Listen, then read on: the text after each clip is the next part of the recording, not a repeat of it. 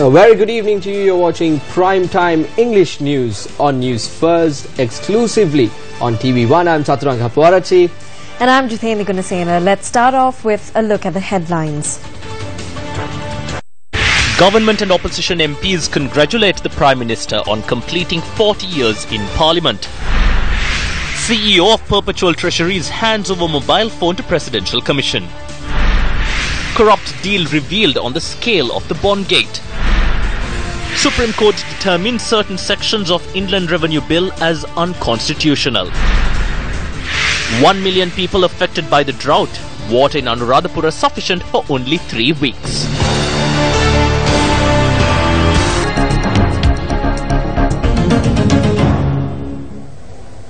A bus was donated for the transportation of students of the Nivantaka Chetya Vidyalaya in Anuradhapura by President Maithripala Sirisena today. The bus was presented to the school based on a request made by a student to the President on a previous occasion. The President handed over the key of the bus to the student who made the request. The reservoirs in Anuradhapura hold water sufficient for the town for the next 3 weeks only. I summoned the Director General of the Mahaveli Authority yesterday, and after learning of the situation of these reservoirs all the way to Kotmale, I gave him orders that whatever the obstacles there may be, water must be brought to the Anuradhapura town even in small amounts from the upper reservoirs. This is because the drinking water crisis here has worsened. But we hope that we will receive rain by the end of August or the beginning of September. Therefore, we hope that this situation will change for the better soon. Over 1.6 million people have been affected by the severe dry weather conditions. Anuradhapura, Kurunagala, Putlam, Polonnaruwa, Ratnapura, Monoragala, Nuwara, Kandy, Matale and Badulla have been identified as the worst affected areas. Many areas are experiencing difficulty in accessing clean drinking water as a result of the prolonged dry weather conditions. The Disaster Management Centre reports that Kurunagala faces the worst of this situation. The Irrigation Department highlights that reservoirs have only 15% of the total capacity. Water levels of the Nuwara and Thisava in Anuradhapura have also dropped. The Nuwara, which can hold 36,049 acre-feet of water, currently has only around 6,000 acre-feet of water. The dry weather has affected the people in Polonnaruwa as well. 100 acres of crop in the Madaragirviya Divisional Secretariat jurisdiction have been destroyed due to the dry weather. We make a living through farming. 60 acres have been destroyed. In total, around 100 acres are lost. The crops of 2 months are of no use now. In addition, these communities are faced with the encroachment of wild elephants on their land. We receive nothing. We are left with nothing. The elephants consume everything. Nobody comes here. Even the agriculture is missing. Government and opposition MPs congratulated Prime Minister Ranil Wickremesinghe on his completion of 40 years in Parliament. The proposal was presented by Leader of the House, Minister Lakshman Kiriyella. However, members of the joint opposition and the JVP did not participate at the parliamentary session. On many occasions, we have seen how he took intelligent decisions without being emotional. Characteristics such as patience and fearlessness was often highlighted in his behavior. In addition, our Prime Minister is one of the most significant premiers not only in Sri Lanka but in the Asian continent. Mr. Ranil Wickremesinghe has always taken a progressive and pragmatic view on the national question. Resolution of the national question would make a big contribution towards the redemption of the national economy. All the steps contemplated by Mr. Ranil Wickremesinghe vastly enhanced domestic and foreign investment in various fields of the economy, particularly export-oriented manufacture and growth, promotion of tourism, and developing Sri Lanka as an economic hub in the region can succeed to the extent of its full potential only if the national question is resolved in a just, reasonable and acceptable manner. We do not agree with the economic policies and programs of the United National Party. We accept there are differences between our parties. However, we must appreciate an individual who has been in politics for 40 years and provided leadership and political guidance to this nation that does not violate the policies of our party. At this occasion, on behalf of President Maithripala Sirisena and the entire SLFP, we would like to congratulate you. We need to unite and we need to be patient. We need to alleviate our debt burden by the year 2020 and make this island a gem to the world. I am assured the President Maithripala Sirisena, together with Prime Minister Ranil Wickremesinghe, will make this dream a reality. At times we have seen the birth of traditional leaders. At other times we have seen the birth of brave leaders. However, Prime Minister Ranil Wickremesinghe is an outstanding and exemplary leader that Sri Lanka has seen in recent times. There were times we agreed on matters and there were times that we disagreed. However, even in those times we disagreed, we always respected the individual views of one another. That was a huge transformation in the political sphere. This is an example for anyone engaging in politics today. It was the late President J.R. Jayawardena who introduced me to politics. Thereafter, I had the opportunity to work with the late President R. Premadasa. I thank them profusely. Being in the opposition is similar to the manner in which King Walagamba launched an expedition to the forest. One needs to treasure the lessons taught by elders as gold. One also needs to learn from one's past experiences. It is those two qualities that helps one to progress. In history, we have not seen a political culture that lasted forever. Whether you are present in the chambers today or not, I would like to tell everyone that we need to take this journey forward. The war is over. We can all live peacefully now. We do not need to be intimidated by anyone. We need to be able to solve our problems on our own. I will provide advice from my experience in whatever manner I can. First, we need to be disciplined. Second, we need to be patient. Third, we must not be jealous of others. We also need to accept victory and defeat in a similar manner.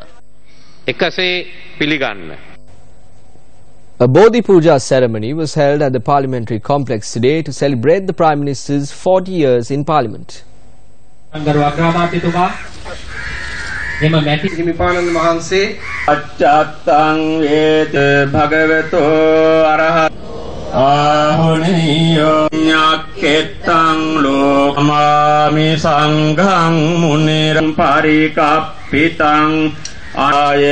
Ajbasi Bahudeva Manut Mangalani Achintayung Akata Sammapanidhi.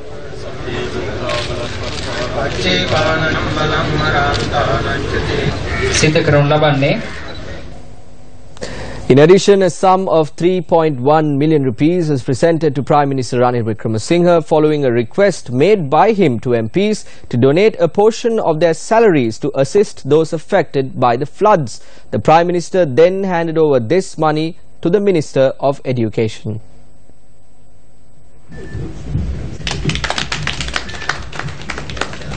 The Capital Maharaja Organisation Limited congratulates Prime Minister Ranil Wickremesinghe on completing 40 years of parliamentary politics. It is a significant achievement.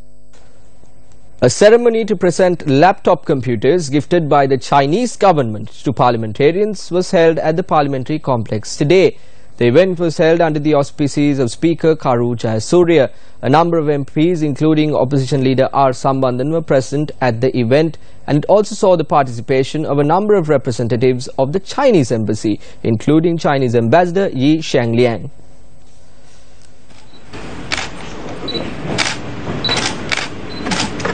If any technical problem, just check with us and we will send you some. Welcome back to the news. The CEO of Perpetual Treasuries has complied with the order to hand over his mobile phone. Newsfirst's Zulfiq Farzan reports on Bondgate. The Chief Executive Officer of Perpetual Treasuries, Kasun Palisena, arrived at the Presidential Commission of Inquiry to hand over the communication devices. Earlier today, attorney for Arjun Aloysius requested for copies of all material extracted from the Apple phone to be given to them. Senior Additional Solicitor General Dapula de Oliveira objected and said copies of the material will be made available only if the material will be used to lead evidence. He went on to say the extracted evidence will be proven when necessary. The extraction is yet to be completed and the inquiry into the data that has been extracted is in its preliminary stage. The AG's department has not taken a decision whether or not to produce the material as evidence. Additional Solicitor General Yasantha Kodagoda pointed out that a CD will be given to Aloysius' attorney once extraction is complete, highlighting the fact Arjun Aloysius is yet to provide the password to his Apple account. Around 25 pages of the 8,600 pages extracted from Aloysius' mobile phone were given to his attorney on Wednesday.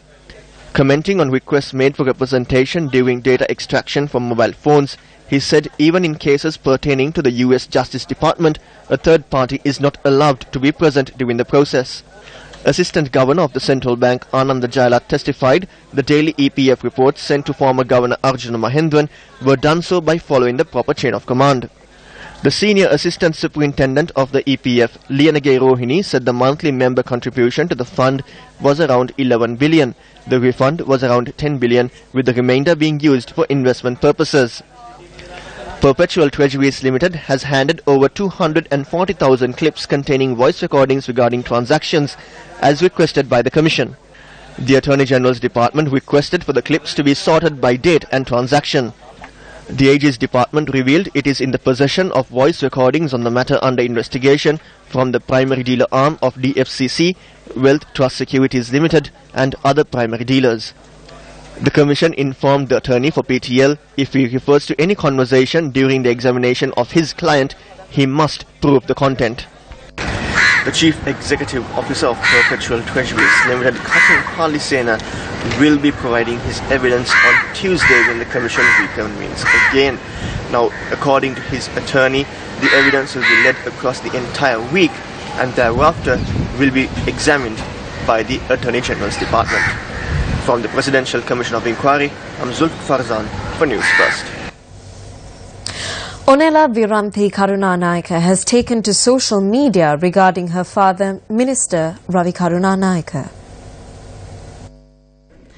Think, can one man do everything all the time? Can one man always be doing these things just to get negative publicity, or is he actually being framed and made to be the foreman again and again? Just ask yourself, why only one man's name comes up all the time in such a huge government? So please, just open your eyes and think a little, because in this instance, it's not any commission but the media and the public that has been the judge, jury and executioner. Now, in a background where a motion of no confidence has been submitted against Minister Ravi Karunanaika, several members of the Sri Lanka Freedom Party expressed the following views. The people at the central bank are providing evidence independently because the president appointed the commission. If Arjuna Mahendran continued as the governor, no one within the central bank will come forward to provide evidence. Our president appointed a governor. He is an unbiased person. He is accountable to the president. Mahinda Rajapaksa said that he has all the files of the ministers. President Maithripala Sirisena is not like that. You say that he is not hot-tempered. He is the president with the hottest temper. Do you understand? Mahinda also could have punished his ministers who were corrupt, but did he do so? No. It is not like that today. There is a mechanism at present and it works properly. They are investigating. The president intervenes. This is a trustworthy government and a people's government. The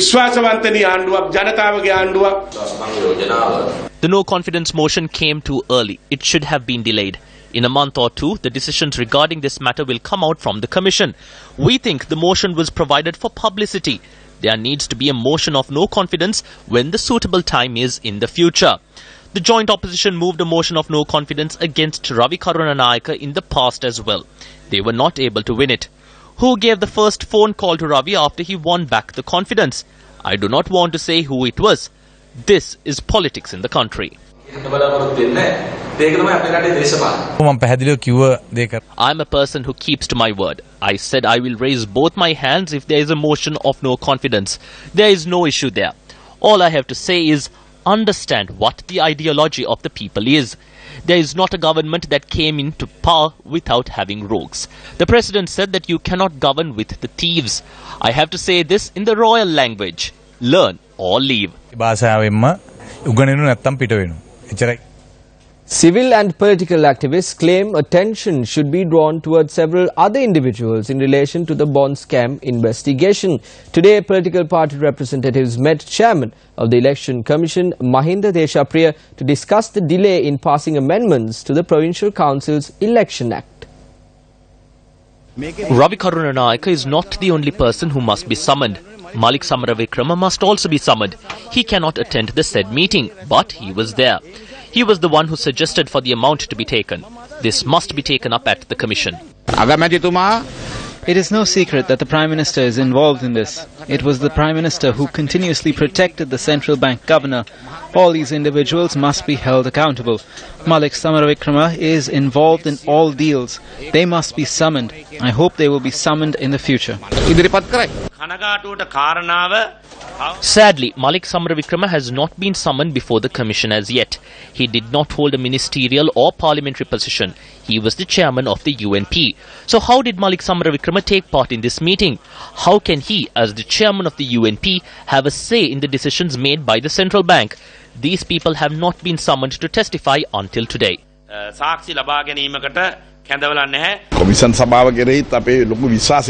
We have faith in the Commission of Inquiry. Their actions have made us have faith in them. Therefore, the Commission has been appointed in a manner where a ruling on the bond scam will be imminent. I believe all those involved will be looked into. Good things must be introduced to the country. If a person is not good, that person must be removed, even if it's one's father.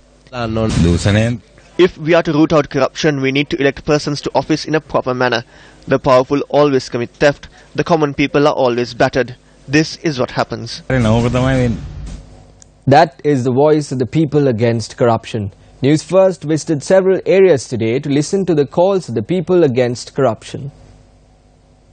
The Newsfirst national campaign, Sri Lanka Free Against Corruption, covered Mullaitivu and Tangol on day 4 of its journey. The people in the Tangol town and the Tangol bus stand expressed these views. They always travel in vehicles. We have nothing. They make the use of our efforts. Everyone says they will introduce a good governance system, but all we see is the manner in which they generate revenue for themselves. There is nothing else in that. The government is also committing theft while protecting the rogues. The Samurdhi benefits have been slashed. The people are not given the necessary relief. The team travelled to the Alut Gammana in Veerakatiya, where the main livelihood is pottery, and raised awareness among the local community. The team covering Mullaitivu visited Mankulam, Tunukkai, Mallavi, Bharatinagar, Puhalendinagar, Ambalpuram, Pandyakulam and Kurumpulyan.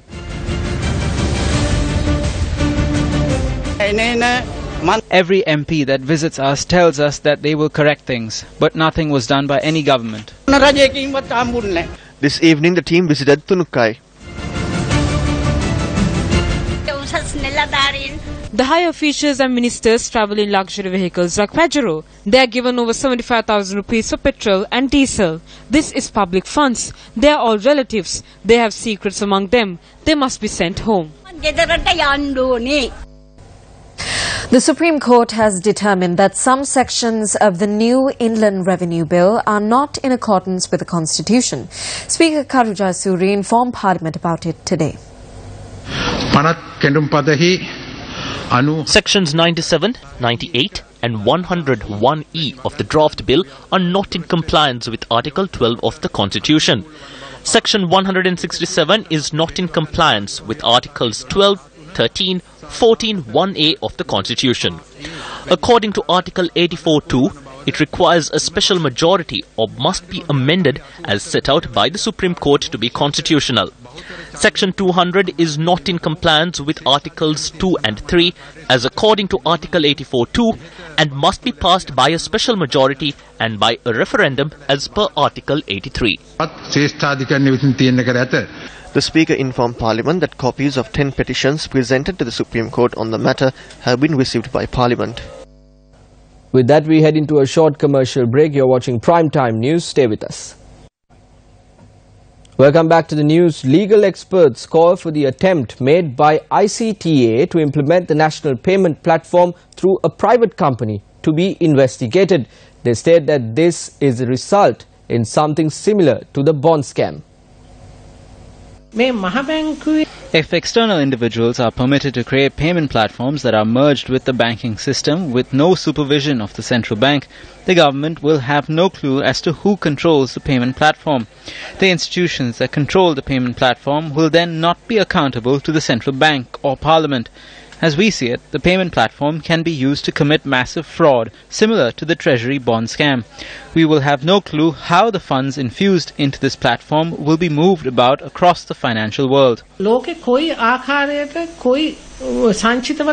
Information Communication Technology Agency, or ICTA, was involved in the creation of an online payment system which will connect state institutions, banks, other financial institutions and the general public into one network. CEO of ICTA, Muhundan Kanage, spearheaded this initiative.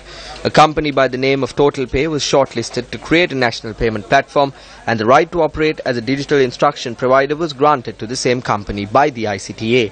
As a digital instruction provider, TotalPay can instruct the customer's bank to carry out a user-executed transaction through the company. TotalPay is given the right to instruct the customer's bank to make the respective payment. According to the company prospectus of TotalPay, it is evident that there is no regulatory authority in this proposed system. According to the prevailing law in the country, the authority to regulate any such payment platform lies with the Central Bank of Sri Lanka. An initial letter sent out by the ICTA to obtain the relevant approvals from the Interministerial Committee to carry out this project back in 2015, the Central Bank had been listed as a stakeholder in the operation.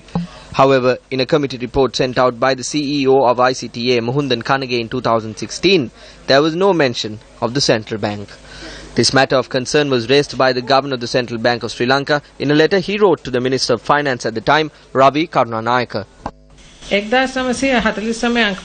According to the Monetary Law Act No. 58 of 1959 and the Payment and Settlement Systems Act No. 28 of 2005, payment systems and payment platforms that are routed through any bank or financial institution in Sri Lanka must be regulated and monitored by the Central Bank of Sri Lanka. Any payment platform that goes against these acts, therefore, is illegal. Even if the cabinet approval is received, you cannot create such a payment platform illegally. If it is not regulated by the Central Bank of Sri Lanka, that system is illegal. The requirement of such a system is for the security of the customers. Under the monetary law of the country, there is responsibility to maintain economic stability. The central bank is vested with the centralized powers for regulating systems and financial administration. We need to know, as members of the public, who gave the authority to the ICTA to give the approval to this private company to set up this national payment platform. Wasn't there a clear violation of the regulations applicable to this proposal, like the Monetary Law Act, like the banking regulations, like the Banking Act? We have to know whether there has been any violation of those regulations in the decision taken by the ICTA, which falls within the Ministry of Telecommunications. Therefore, we think that it is appropriate for the government to initiate an investigation as to how such a high-powered body or a unit that was to be created as a platform to the entire country was entrusted to a private company in the way that it was envisaged to do. The ICTA is a reputed organization that has been set up for the future of the information communication sector of the country. Highly experienced Chitrangani Mubarak, who is a degree holder from the University of Moratuwa, is a chairperson of ICTA. Ajit Madura Peruma, Dinesh Jayawardena, Rakita Rajapaksa, Abdul Mohammed Hilmi and Dumindra Ratnayaka, who are all reputed individuals in the country, are members of the board of directors of the ICTA. Muhundan Kanage provides his services as the Chief Executive Officer of the ICTA on contract basis and receives a salary of 755,000 a month. Muhundan Kanage spearheaded the project to provide the national payment platform to a private entity. If external individuals are permitted to create payment platforms that are merged with the banking system with no supervision of the central bank, the government will have no clue as to who controls the payment platform. The institutions that control the payment platform will then not be accountable to the central bank or parliament. As we see it, the payment platform can be used to commit massive fraud, similar to the Treasury bond scam. We will have no clue how the funds infused into this platform will be moved about across the financial world. Ravi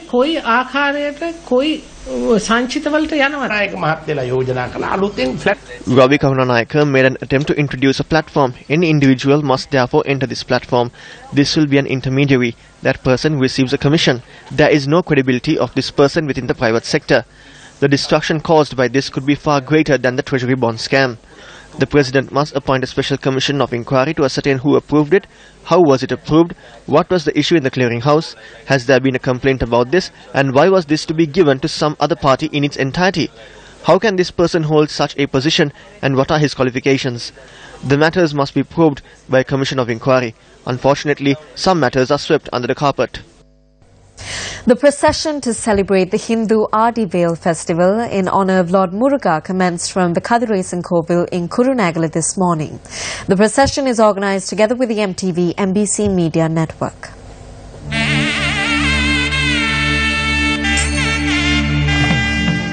The vehicular procession carrying the Katharagama god's veil from Tiruchendur, a golden spear of the deity, commenced following religious observances at the Kadiresan Kovil in Kurunegala.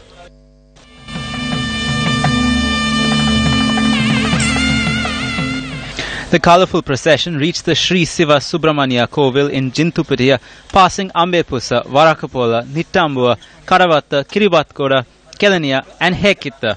On Saturday the 5th, the procession will arrive at the Capital Maharaja Organisation Limited head office in Braybrook Place, Colombo 2. Many religious programs and musical shows would be held on that day at the head office premises. A special puja will also be held to invoke blessings on students sitting for the Grade 5 scholarship exam this year. Well,